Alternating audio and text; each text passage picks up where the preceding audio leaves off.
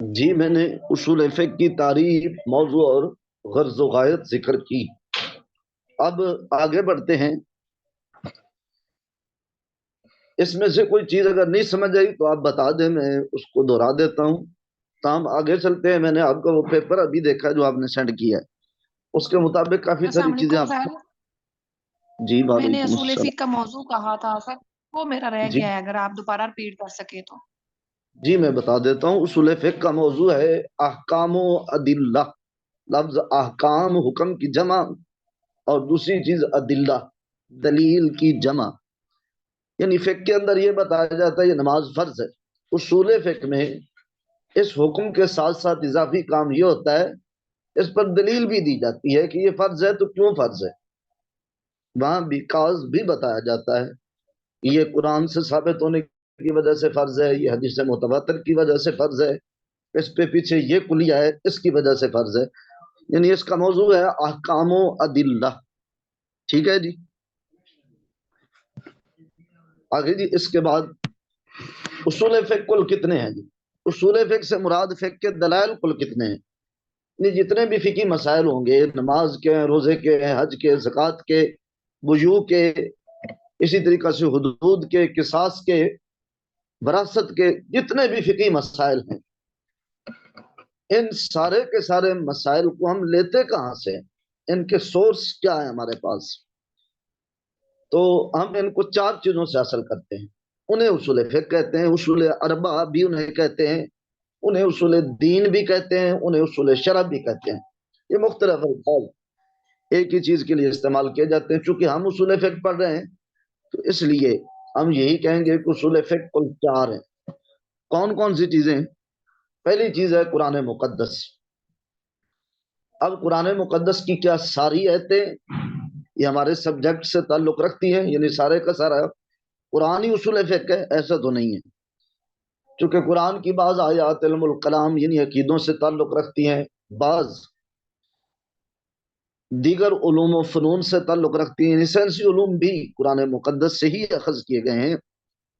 تو biology, sociology, اسی طریقہ سے ہمارے طب، ہومیوپیتھک اور دیگر جو ہمارے شعبہ جات ہیں، وہ سارے کے سارے قرآن مقدس سے ہی لیے گئے۔ تو سارے کا سارا قرآن اصول فقہ کے قبضے میں کبھی نہ دے دینا۔ تو اس کا کتنا حصہ اصول فقہ سے تعلق رکھتا ہے؟ تو محققین نے لکھا ہے کہ 500 آیتیں ہیں ٹوٹل جن کا تعلق اصول فقہ سے۔ انہیں آیات احکام بھی کہا جاتا ہے۔ جو اصول فقہ سے 500 آیتیں تعلق رکھتی ہیں ان کو آیات احکام کہتے ہیں۔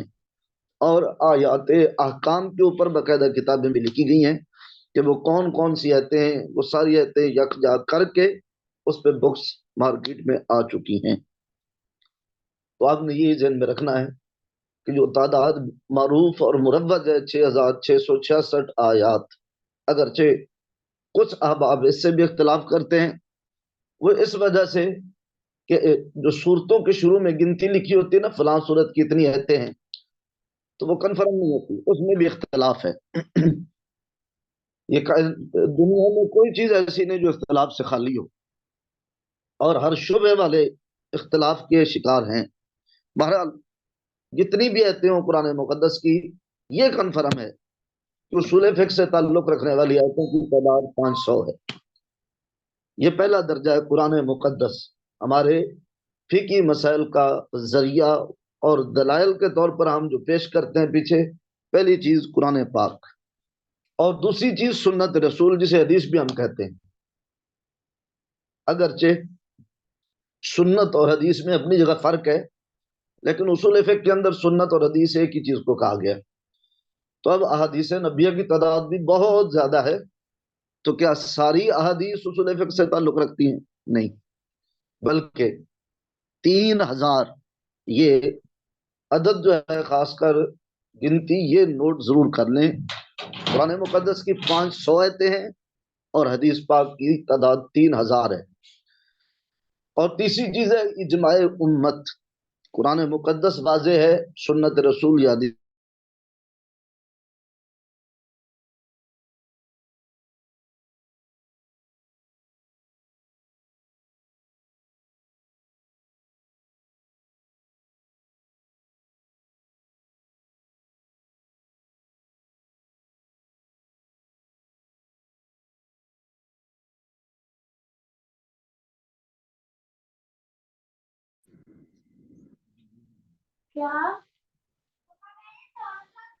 جی ریکارڈنگ ہو رہی ہے؟ ہو رہی ہے، ٹھیک ہے جی سر ہو رہی ہے. جی جی ٹھیک ہے. میں ذکر کر رہا تھا کہ تیسری چیز ہے اجماع امت. اجماع امت سے مراد یہ ہے کہ نبی پاک علیہ الصلوۃ والسلام کے دنیا سے رخصت ہو جانے کے بعد آپ کی امت کے مجتہدین کا کسی مسئلہ پر اتفاق کر لینا. اس دور میں تو آپ سوچ ہی نہیں سکتے کہ کسی مسئلہ پر اکٹھے ہو جائیں، خاص کر مولوی حضرات، وہ تو ممکن ہی نہیں ہے. بہرحال کئی مسائل پہ اتفاق ہو جاتا ہے. تو پہلے ایسا ہوتا تھا کہ سنجیدہ اور فہمیدہ علماء بیٹھ کر مسائل میں غور و خوض کیا کرتے تھے. اب تو صورتحال یہ ہے کہ ہر بندے نے 1.5 اینٹ کی اپنی اپنی مسجد کھڑی کی ہوئی ہے، تو اور ہر بندہ اپنے آپ کو ایک پوری تنظیم سمجھ بیٹھا ہے، جو کہ ہمارے لیے سراسر نقصان ہے. تاہم تعریف یہ ہے کہ ہر دور میں حضور علیہ الصلوۃ والسلام کی امت کے مجتہدین کا جو مسائل نکالنے کی صلاحیت رکھتے ہیں وہ مجتہد ہوتے ہیں. ان کا کسی مسئلہ کے اوپر اتفاق کر لینا یہ اجماع ہے. اجماع اکٹھ کو کہتے ہیں، اور امت نبی علیہ السلام کی امت. اور چوتھی چیز ہے قیاس. یہ آپ 4 چیزیں یاد کریں: قرآن، سنت، اجماع اور قیاس. تو اس لحاظ سے یہ 4 چیزیں اصول فقہ کہلاتی ہیں. اب اس کے بعد اصول فقہ کی کتب میں پہلی بحث قرآن مقدس کے حوالے سے ذکر کی جاتی ہے. تو قرآن کسے سر کہتے ہیں؟ قرآن کی ہیلو تعریف. جی سر قیاس کے بارے میں تھوڑا سا بتا دیجیے گا. جی قیاس میں کے بارے میں بتا دیتا ہوں. قیاس ہے کہ حضور علیہ الصلوۃ والسلام کے دور میں موبائل فون نہیں تھا. آپ علیہ السلام کے دور میں آئس کریم نہیں تھی فرض کریں. اب یہ ایک نئی چیز ہے، تو نئی چیز پر پہلے سے موجود چیزوں کو دیکھ کر، قیاس کا معنی ہوتا ہے اندازہ لگانا. تو اس میں پہلے سے موجود چیزیں جو نئی چیز کے ساتھ ملتی جلتی ہوں، جو حکم ان پہ ہے کوئی حکم نئی چیز پہ لگا دینا، یہ قیاس ہے. یہ میں نے آپ کو مثال دیا ہے آئس کریم. یہ نبی علیہ السلام کی حدیث آپ پڑھ کے دیکھیں تو اس میں ذکر نہیں ہے کہ آئس کریم آپ نے تناول فرمائی ہو. اب کوئی بندہ پوچھتا ہے جی آئس کریم کھانا جائز ہے کہ ناجائز. ہم دیکھیں گے کہ قرآن مقدس نے کھانے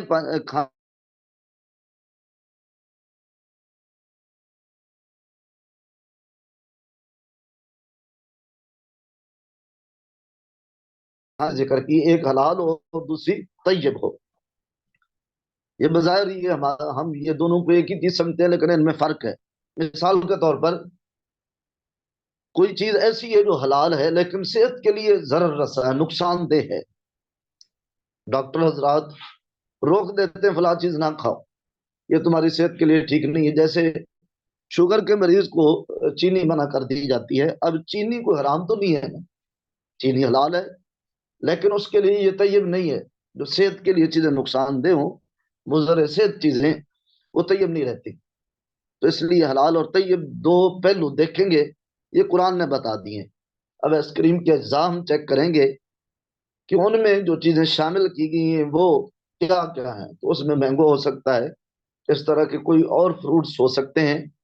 تو ان چیزوں کی آئس کریم جو تیار ہوئی ہے، اب ہم نے دیکھا کہ وہ سارے اجزاء حلال بھی ہیں، طیب بھی ہیں. تو ہم نے حکم لگا دیا کہ آئس کریم کھانا جائز ہے. یہ جو اب آئس کریم پہ حکم دی اسے قیاس کہتے ہیں. ہاں جی یہ سمجھ میں آ گیا کہ نہیں؟ جی جی کلیئر ہو گیا. جی ٹھیک ہے، آگے چلتے ہیں. قرآن کسے کہتے ہیں؟ تو قرآن کی تعریف ایک کی گئی ہے: اما الکتاب فالقرآن المنزل علی الرسول. سب سے پہلی شک یہ ہے کہ جو رسول پاک صلی اللہ علیہ وسلم پر نازل کیا گیا، المکتوب السلام فی علیکم آپ المصاحف. صاحب. جی وعلیکم السلام ورحمۃ اللہ. قبلہ آپ نے نماز پڑھانی ہوگی تو 7 بجے شاید جماعت ہے آپ کی. جی جی بس 1 منٹ ہی میرا باقی ہے جی. تو اب اس اچھا کا آپ اسے ختم کر کے اگر ممکن ہو تو آگے والا گھنٹہ ہمارا فری ہے. جو نیکسٹ ٹیچر ہے نا انہوں نے آج کلاس نہیں لینی. اگر اچھا ممکن اچھا ہو تو آپ اس میں پھر کلاس لے لیں. جی دیکھ لیں اگر وہ سارے احباب شامل ہو سکے تو میں کر اب لے. آپ تو بیٹھے ہیں جی، انہوں نے تو کلاس لینی ہے، آپ کی فیزیبلٹی اگر ہے تو پھر وہ انشاءاللہ سارے انتظار کریں گے آپ آئیں، تو پھر اس کے بعد کلاس جوائن کر لیں گے۔ جی ٹھیک ہے، پھر میں قریباً 7:30 تک. جی ٹھیک ہے، ٹھیک ہے، یہ ختم جی کر ٹھیک. کے آپ پھر دوبارہ 7:30 دوبارہ انشاءاللہ پھر وہ عمر صاحب جی دوبارہ لنک بھیج دیجیے گا پھر آپ۔ جی سر میں اسی جی لنک کو ٹھیک. ایکسٹینڈ کر دیتا ہوں، یہی لنک ہوگا، اسی کو ایکسٹینڈ کر دیتا ہوں۔ جی جی ٹھیک ہے، ٹھیک. ٹھیک ہے، گروپ میں پھر میسج کر دیں گے آپ سب، اور اس کے بعد سب جوائن کر لیں گے۔ جی سر۔ جی ٹھیک، شکریہ سر. جی آپ کریں ٹھیک ہے، کنٹینیو جی۔ بس اب تو میں اجازت چاہتا ہوں، پھر واپس آ کر انشاءاللہ.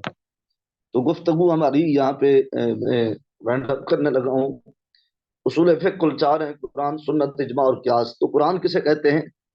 قرآن کی تعریف یہ کی گئی ہے جو حضور علیہ السلام پر نازل کیا گیا ہو، اور صحیفوں میں یہ جو گتوں کے اندر قرآن پاک موجود ہے اسے صحیفہ کہتے ہیں، صحیفوں میں لکھا گیا ہو. سر آواز اور نہیں آ رہی۔ اچھا جی، باقیوں تک بھی نہیں پہنچ رہی ہے آپ تک؟ جی سر آ رہی ہے، کلیئر ہے بات۔ جی ہمارے تک اچھا آ اچھا. رہی ہے۔ جی جی.